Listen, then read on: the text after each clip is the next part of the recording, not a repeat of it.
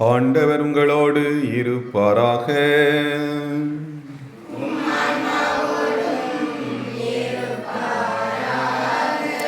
புனித மாற்கு எழுதிய தூய நற்செய்தியிலிருந்து வாசகம்.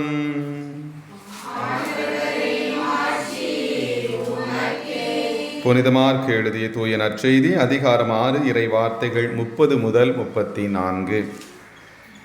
அக்காலத்தில் திருத்தூதர்கள் இயேசுவிடம் வந்து கூடி தாங்கள் செய்தவை கற்பித்தவையெல்லாம் அவருக்கு தெரிவித்தார்கள்.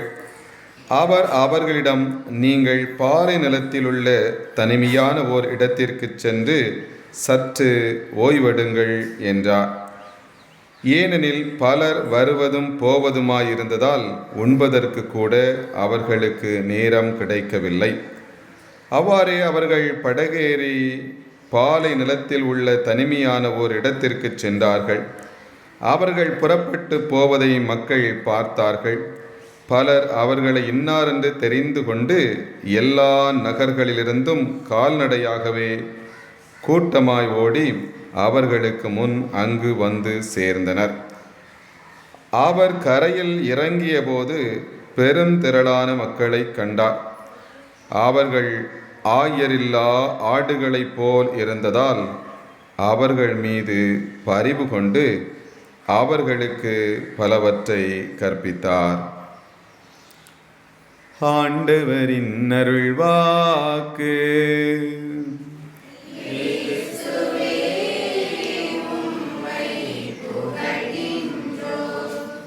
கிறிஸ்துவில் மிகவும் பிரியமான சகோதர சகோதரிகளே, ஆண்டவரின் அன்பு பிள்ளைகளே, இன்று நாம் ஆண்டின் பொதுக்காலம் 16வது ஞாயிற்றுக்கிழமையிலே ஆண்டவருடைய பிரசன்னத்தில் அமர்ந்திருக்கின்றோம்.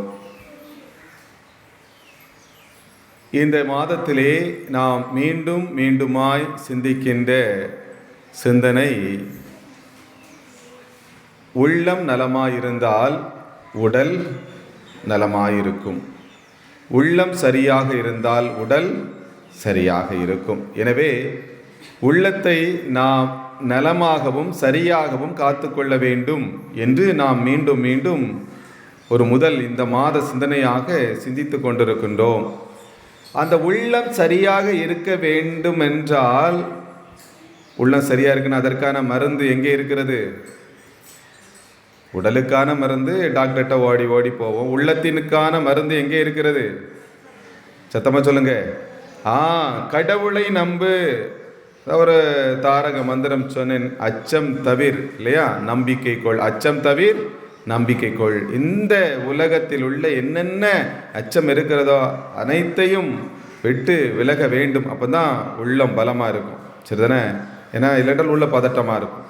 அப்போ அச்சம் தவிர்க்க வேண்டும். அச்சம் தவிர்க்க வேண்டும் என்றால் அதற்கான ஒரே மருந்து என்னது? கடவுள் மீது நம்பிக்கை வைப்பது. கடவுள் மீது நம்பிக்கை வைப்பது. இன்று பாருங்கள், அழகாக ஆண்டவர் தன்னுடைய சீடர்களுக்கு போதிக்கின்றார் அற்புதமான காரியம். சீடர்களை எல்லாம் பணிக்கு அனுப்பிவிட்டு அவர்கள் வருகிறார்கள். பாருங்கள், வந்து திருத்தூதர்கள் இயேசுவிடம் வந்து கூடி தாங்கள் செய்தவை கற்பித்தவை எல்லாவற்றையும் சொல்லுகிறார்கள். ஆண்டவர் பாருங்க, அப்போ அவர்களுக்கு ஓய்வு கிடைக்கவில்லை என்று சொல்லி தனிமையான இடத்திற்கு அவர்களை அழைத்து சென்று சற்று ஓய்வெடுங்கள். எவ்வளவு அழகான ஆண்டவர்! நம்முடைய ஆண்டவர் பாருங்கள், பார்த்தீங்களா? ஓய்வெடுக்க சொல்லுகிறார் தன்னுடைய பிள்ளைகளை, தன்னோடு வைத்து ஓய்வெடுக்க சொல்லுகிறார். எனவே இன்றைய நாளிலே உங்கள் இதயத்திலே பதித்துக் கொள்ளுங்கள், இயேசுவோடு சற்று ஓய்வெடுங்கள். எல்லாரும் சொல்லுங்க, இயேசுவோடு சற்று ஓய்வெடுங்கள். நம்முடைய ஆயனோடு சற்று ஓய்வெடுப்போம். அதற்காகத்தான் கடவுள் இந்த ஓய்வு நாளை கொடுத்திருக்கிறார். நீங்கள் 6 நாள் முழுவதும் வேலை செய்யுங்கள். ஒரு நாள் உங்களை படைத்த ஆயனோடு, ஆண்டவரோடு சற்று ஓய்வெடுங்கள் என்று சொல்லி. பாருங்க, ஒரு 91 வயது ஒரு குருவானவர், அவர் குருமடத்திலே அவர் ஆன்மீக தந்தையாக இருக்கின்றார். எனவே ஆன்மீக தந்தையாக இருந்து அவர்களுக்கு அன்போடு பணி செய்வார். நல்ல ஆன்மீக வழிகாட்டுதல்களை கொடுக்கின்றார். அவர் காலையிலும் 1 மணி நேரம், மாலையிலும் 1 மணி நேரம் என்று சொல்லி ஆலயத்திலேயே அமர்ந்திருப்பார். திருப்பலியிலும் முழுமையாக கலந்திருப்பார்.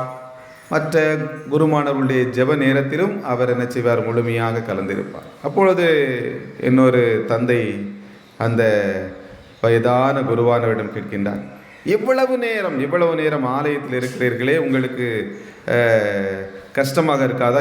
இந்த வயசிலே கஷ்டமாக இருக்காரா? ஆலயத்திலே அமர்ந்து கொண்டே இருக்கிறீர்களே. சொன்னால், ஆண்டவரோடு இப்போது நீங்கள் அறையில் ஓய்வெடுப்பதை விட ஆண்டவரோடு ஓய்வெடுப்பது எனக்கு ஆறுதலை தருகிறது. அந்த நாள் முழுவதும் உள்ள காரியங்களை நான் ஆண்டவரிடம் ஒப்பு கொடுத்து கொண்டே இருப்பேன். என்னுடைய கவலைகள், என்னுடைய உணர்வுகள் இருந்தால் எல்லாவற்றையும் ஆண்டவரிடம் ஒப்பு கொடுத்து கொண்டே இருப்பேன். எனவே ஆண்டவரோடு இருப்பது என்பது எனக்கு கஷ்டமல்ல, எனக்கு அது ஓய்வு என்று சொல்கிறார். எனக்கு அது கஷ்டமல்ல, அது எனக்கு ஓய்வு.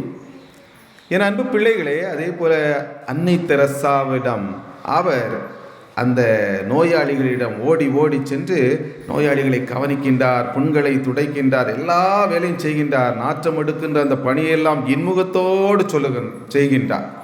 அப்போ அதை பார்த்த ஒருவர் அவரிடம் கேட்கின்றார், இவ்வளவு ஓடி ஓடி நாங்கள் மனிதர்கள் செய்ய முடியாத காரியங்களை எல்லாம் செய்கிறீர்களே, வெற்றி எப்படி செய்கிறீர்கள்? அப்போ அவரை பிடித்து கொண்டு போய் ஆலயத்தின் முன்பாக விட்டுவிட்டு நற்கருணை ஆண்டவரை காட்டி, இவர்தான் எனக்கு ஆற்றல் கொடுக்கின்றார், இவரிடம் நான் அமர்வேன், அமர்ந்து எனக்கு தேவையான ஆற்றலை நான் பெற்றுக்கொள்வேன். இந்த காரியங்கள் எல்லாம் செய்கின்ற அந்த களைப்பு இவரிடம் நீங்கிவிடும்.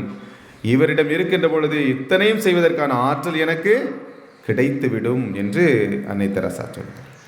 அப்போ இந்த 2 நிலைகளையும் பாருங்கள், ஒப்பிட்டு பாருங்கள். ஒரு வயதான அருட்தந்தை ஆலயத்திலே அமர்ந்திருக்கிறார். எதற்காக? தன்னுடைய உணர்வுகள், தன்னுடைய வேலைகள் எல்லாவற்றையும் சொல்லுகின்றார். அது அவருக்கு என்னது? களைப்பல்ல, அதுதான் அவருக்கு ஓய்வு. இங்கே பாருங்கள், எத்தனையோ வேலைகளை செய்கின்றார். இவற்றிற்கான ஆற்றல் எது என்றால் ஆண்டவரிடமிருந்து அவர் பெறுகின்றார்.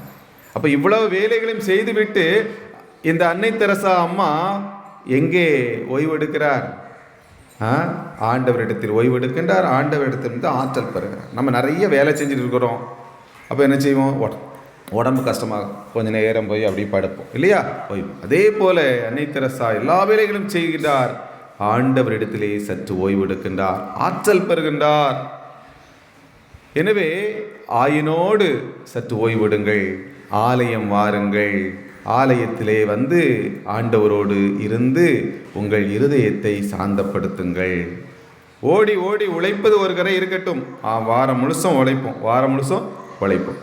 ஞாயிற்றுக்கிழமையும் சில பேர் மாடாக உழைச்சிட்டு இருப்பாங்க. ஞாயிற்றுக்கிழமையும் சில பேர் மாடாக உழைச்சிட்டு இருப்பாங்க. அதனால் கடைசி வரவங்க எப்படி இருப்பாங்க? மாடாவே இருந்துருவாங்க, மனுஷனாக மாற மாட்டாங்க. புரியுதுங்களா? நம்முடைய வாழ்க்கை அப்படி ஆயிடுது. அப்போது நம்ம மாடா 6 நாள் உழைச்சிட்டு ஒரு நாள் வந்து உட்கார்ந்ததான் அப்போ தான் தெரியும், ஐயோ நம்ம மனுஷன்தானோ, என்னை படைத்தது கடவுள் தான். சரி, அப்போ அதை ஒவ்வொரு முறையும் அதை நினைவுபடுத்த வேண்டும். ஏனென்றால் ஒவ்வொரு காரியம் பாருங்கள், ஒரு செல்ஃபோன் வச்சுருக்கீங்க, அது பேசுகிறீங்க, வேலை செய்கிறீங்க, செஞ்சுக்கிட்டே இருக்கு. கொஞ்ச நேரம் கழித்து சாயந்தரம் ஆனவுடனே அந்த செல் என்னாகும்?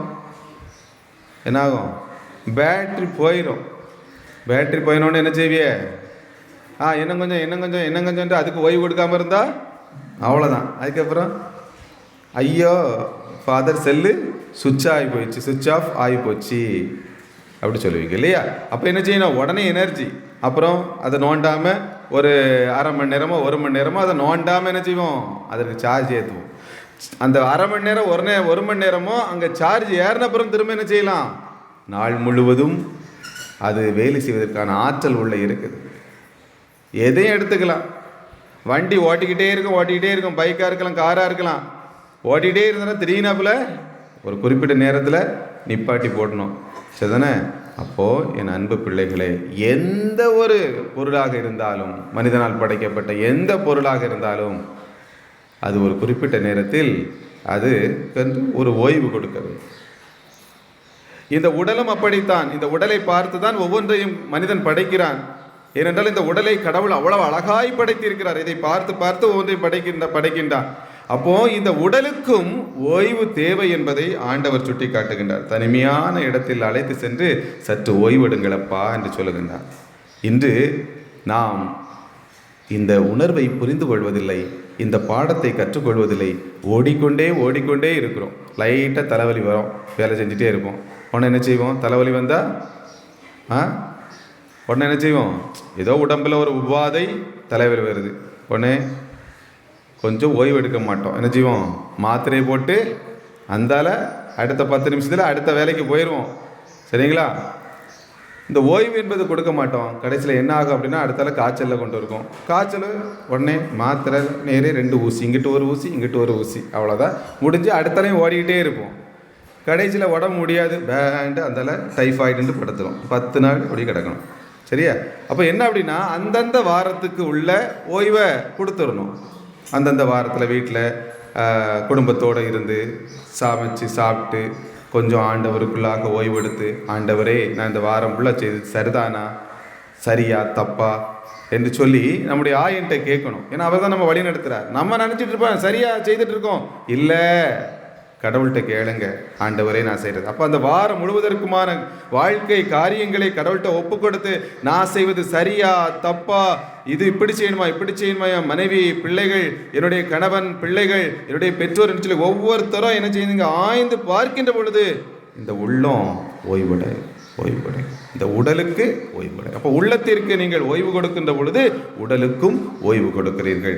அருமையான என் அன்பு பிள்ளைகளே, பாருங்கள், இந்த ஒரு காரியத்திலே ஆண்டவர் முதல் வாசகத்திலும் 2ஆம் வாசகத்திலும் சொல்லுகின்ற காரியம் உங்களுக்கு இன்னும் அதிகமான ஒரு ஆற்றலை தரும்.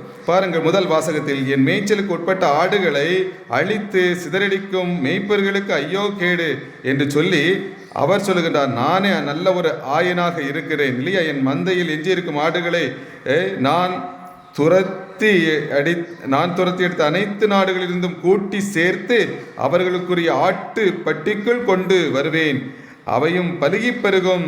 அவற்றை பேணி காக்க நான் மேய்ப்பர்களை நியமிப்பேன். இனி அவை அச்சமுறா, திகிலுரா, காணாமல் போகிறா. ஏனென்றால் அது என்னுடைய அந்த கூண்டுக்குள் இருக்கிறது. எல்லாத்தையும் கூட்டி நான் என் கொட்டிலுக்குள் அடைத்து விட்டேன், பாதுகாப்பாக இருக்கிறது.